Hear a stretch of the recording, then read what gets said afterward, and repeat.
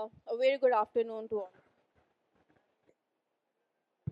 Yeah, a very good afternoon, all of you. As we all gathered here to discuss on the topic, harnessing cutting edge geospatial technologies for disaster resilience. And I believe it is crucial to understand what transforming role these technologies are playing in disaster management nowadays. And when we talk about geospatial technologies, especially the Earth observations and the drone technology, they are actually revolutionizing the way we are prepared for, the way we are working towards the rescue or the response in terms of disaster.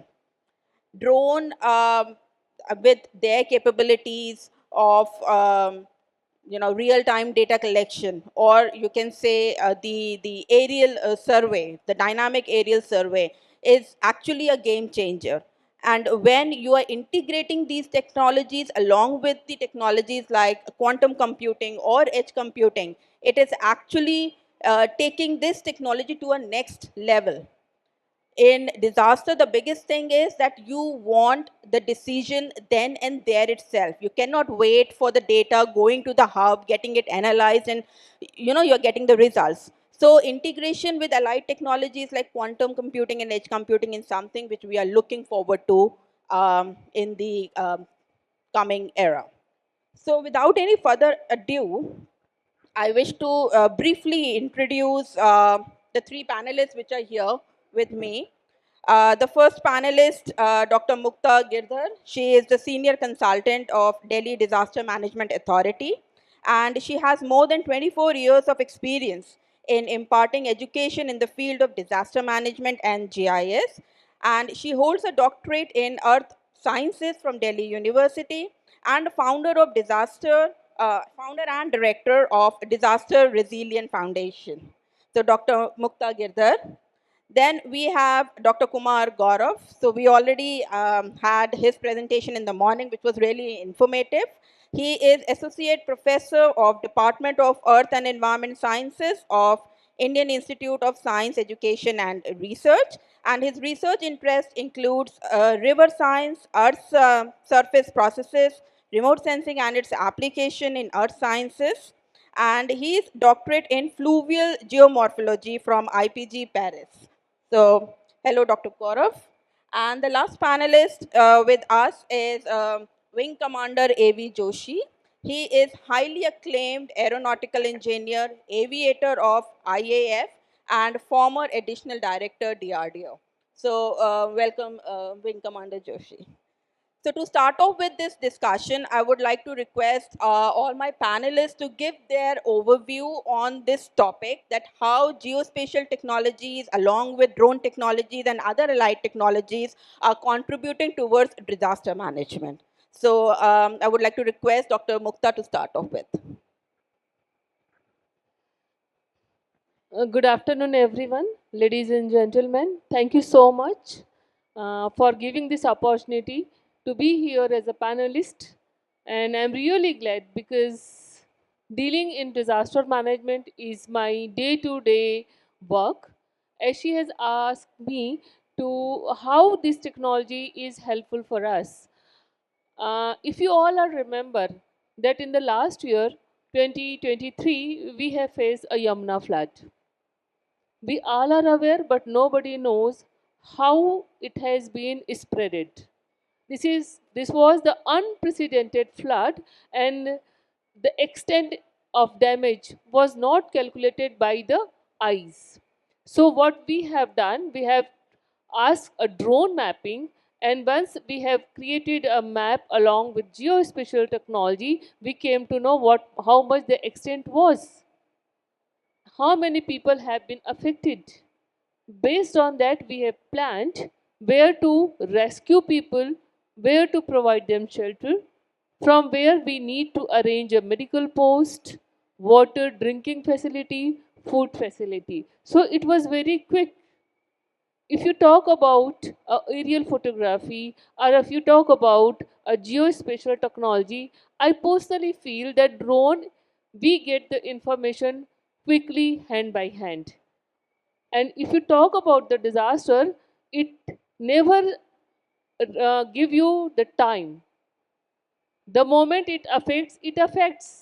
We don't have time, we have to rush immediately, and we need to provide them rescue and relief quickly as soon as possible.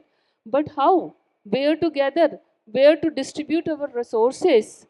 How to plan? In all those things, I believe that this technology is playing extremely helpful. And again, the government is fully aware, they are taking quick action, and it has been done. And I'm really thankful the way LG chief secretary, they all have asked about this, and even NRSA people, they also come forward to support us along with all the Navy, NDRF and Army people. So that is how we have done.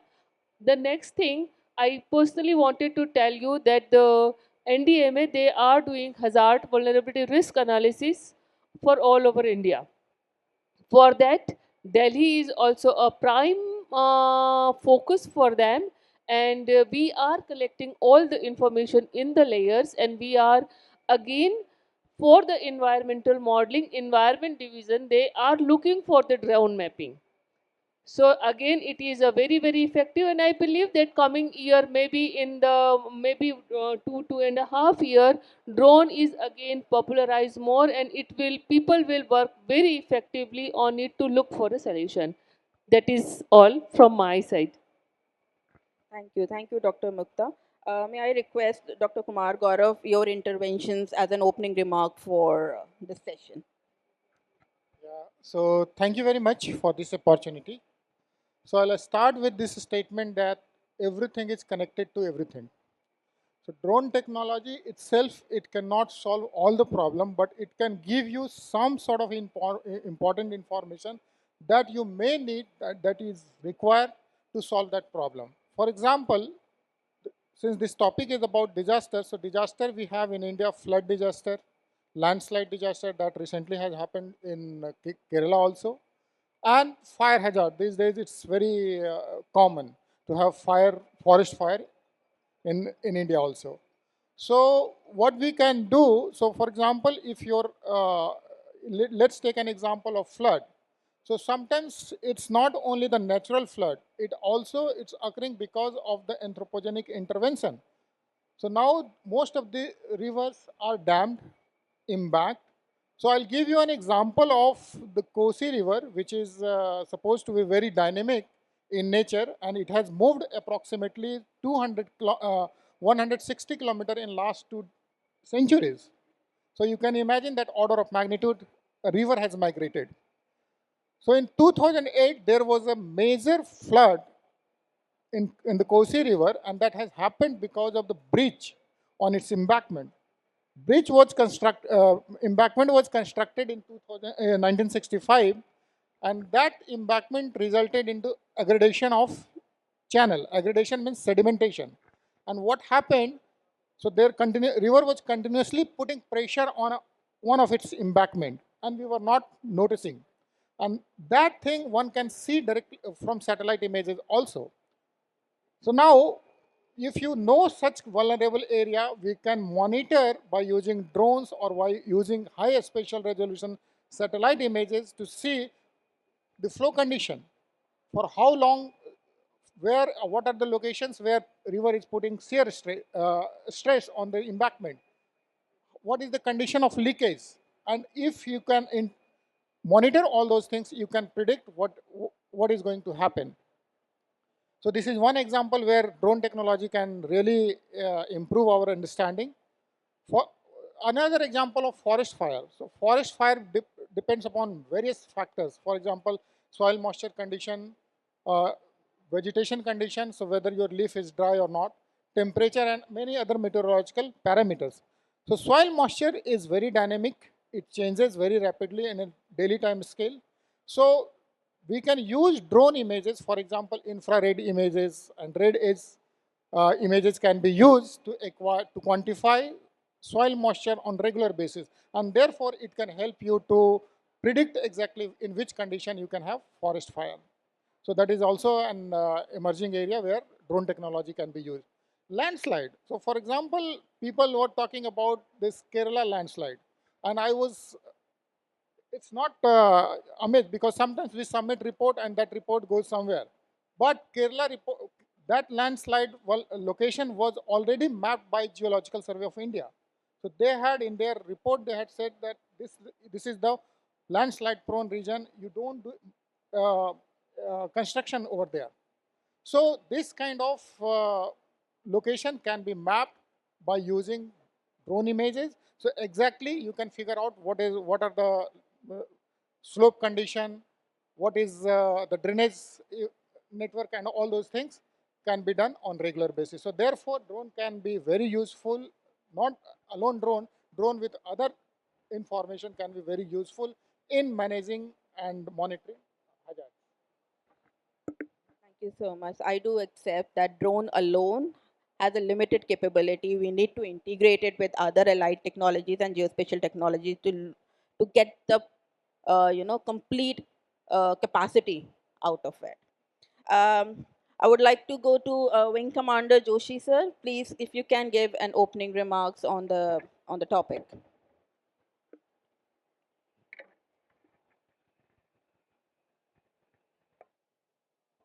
Hello, good afternoon, everybody.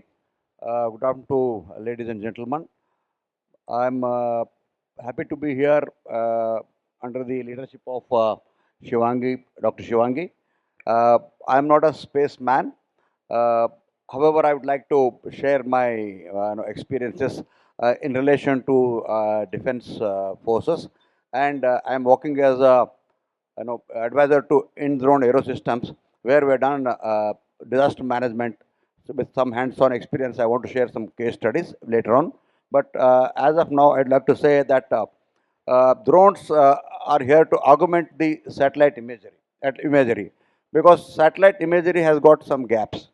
So drones can bridge the gap. Mainly, satellite is what you call beset by outages.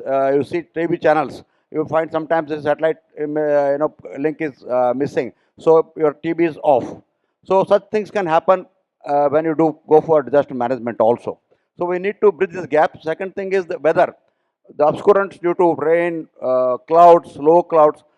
Sometimes the imagery gets obscured. So in those cases, drones can help because drones can fly at low level. They are very cheap technology. There can be redundancy. The redundancy for satellites is little difficult. You have to switch from one transponder to another transponder. And probably Shivangi will say better than me. She has got experience in the space sector. So drones can act like a foot soldier, like we say in Air Force. No matter of airstrike, but ultimately the boots on the ground will win the war. So if you want to capture a territory, if you want to go close to the ground, you need to get infantry, and boots have to be on the ground. So the drones are like a foot soldier, and they can augment satellite imagery, and they can help out in disaster management at local level, which is much easier, cheaper, and convenient. Thank you so much. Thank you. Thank you so much. Um, okay, so moving forward to some panelist specific questions. So I would like to ask Dr. Mukta, as you are representing a government organization here, Delhi Disaster Management Authority. So I wish to know that what are the future plans does DDMA have in terms of leveraging these allied technologies, not only remote sensing or satellite imagery, but integrating it with other allied technologies to enhance the disaster resilience in with respect to the city primarily. Yeah, as you know that Delhi is a capital, and every headquarter is situated here. So in that way, Delhi is very sensitive, and NDMA is after us that we need to bring resilient with respect to disaster for Delhi. So recently, we have initiated two drones to mapping all over the Delhi. For the first, the slum area, and the second one is the encroachment area, which has been already done by the GSDL. But again, we need to revise those data because it is already a 10 years, I think near about 10-15 years back. But NDMA is looking for that, and for Delhi, and we have been initiated for those things. And then the second thing, we are looking for drone for the firefighting and for rescue purposes also, because in central Delhi and in New Delhi area there are so many buildings which are very old, and whenever the flood come, yeah, heavy rain come, it has most of the time, every time whenever heavy rain, we have to got news from our emergency operations center that 3 to 4 buildings have been collapsed. So there we need for the quick response, we are looking for drone.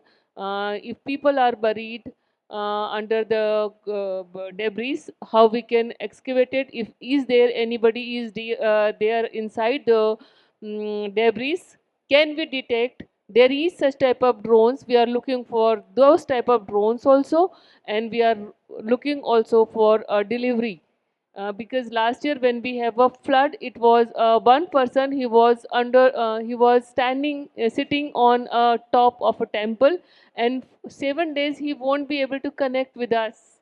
Finally he was connected, and then we have provided them food and everything. So it was really a very better situation, and that time the Delhi government, they have decided to have some delivery type of drones, and easily we can surveillance, and we can look for a people who are really in need in the such type of circumstances. Thank you. Thank you, Mukta. One more thing. Apart from these procurement of the drones, is government looking for any, or is there any other kind of collaboration opportunities for the private sector from the government side right now or in near future they are looking forward to? Yes, they are looking for uh, private partnership, because as you know that all the government staff, they are having the scarcity of the staff, and it is not possible. Not, I'm not talking about the Delhi, but all over India the situation is same, and without having collaboration with the private organization, I don't think it is possible to look for a good solutions. So even NDMA, they are also suggesting us to go for a collaboration, and if there is a good proposal, we are welcome for that. Thank you. Thank you so much, Mukta. Now coming to Dr. Kumar Gaurav, as you are the expert in the river monitoring and you've been using these technologies on ground. So in real sense, if I say that you are a right user who is exploring these technologies on ground. So I just want to know, in your experience, what are the key challenges which you face in integrating these technologies, be it a drone technology, be it a geospatial technology, in river management specifically in terms of disaster preparedness, if you can bring that aspect. So challenges are many. The first is the availability of scale of data. So sometimes the ground in situ measurements that we have different scale than what we are acquiring by using drones. So one is the scale, most important, and that making them comparable is challenging task. Okay, so you will have to go with the some sort of down scaling or upscaling algorithms. This is one thing, and also sometimes for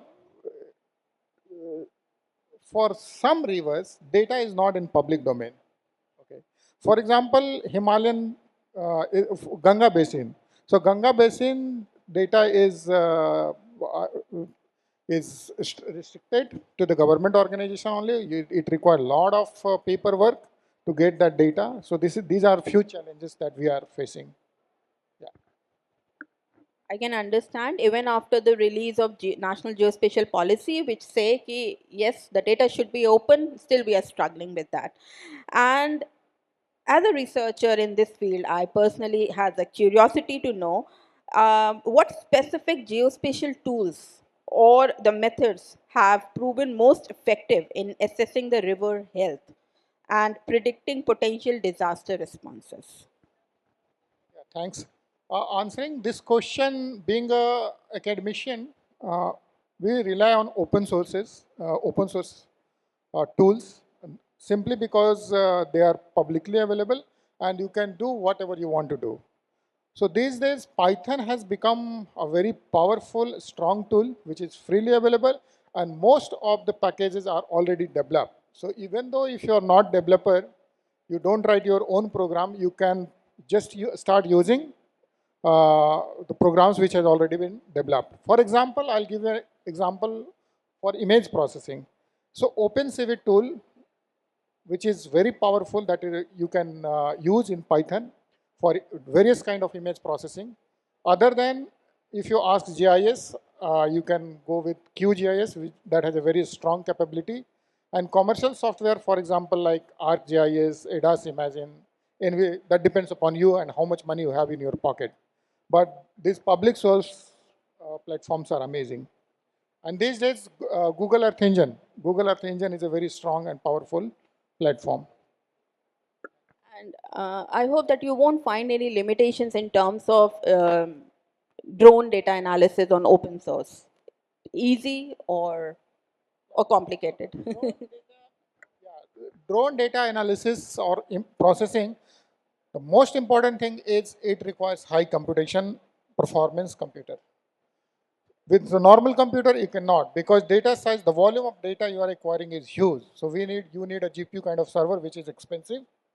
And other than that, I don't think any difficulties, because for any image processing algorithm that can be used on drone data also. Yeah. Thank you so much. So moving to Wing Commander Joshi sir, one question.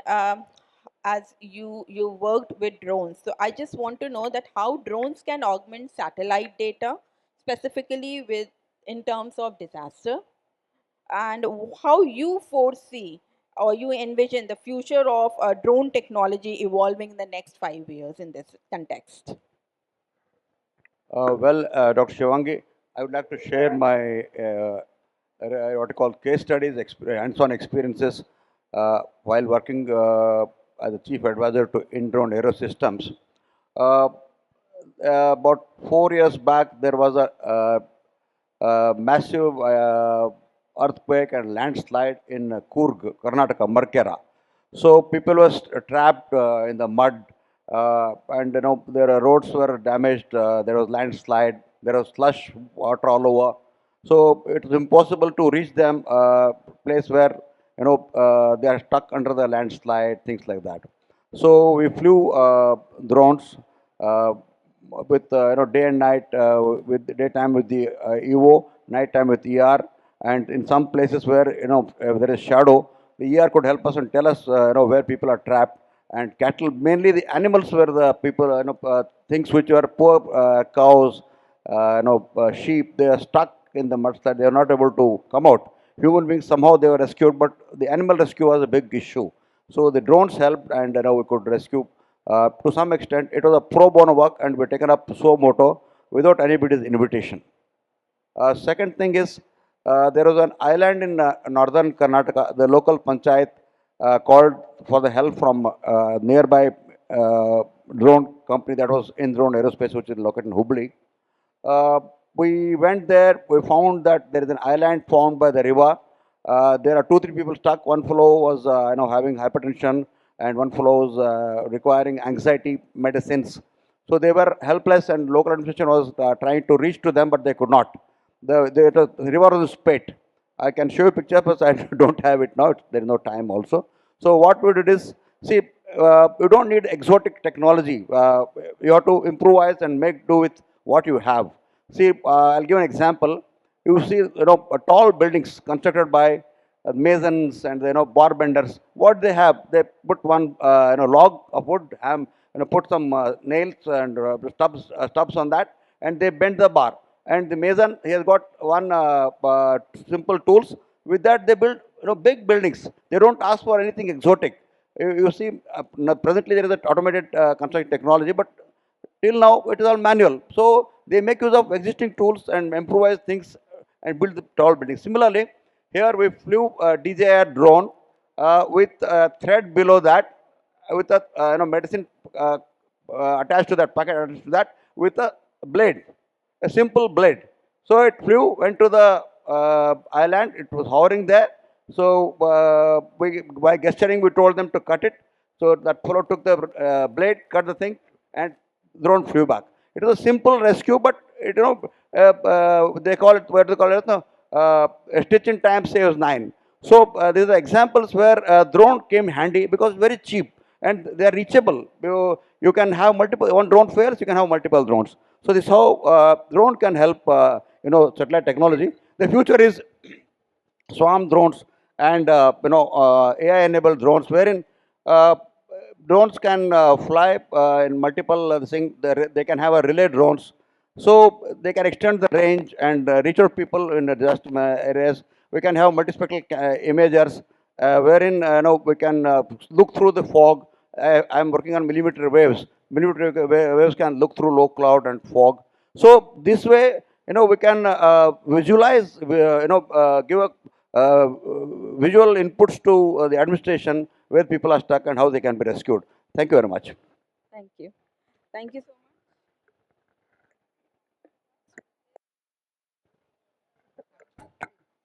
Thank you.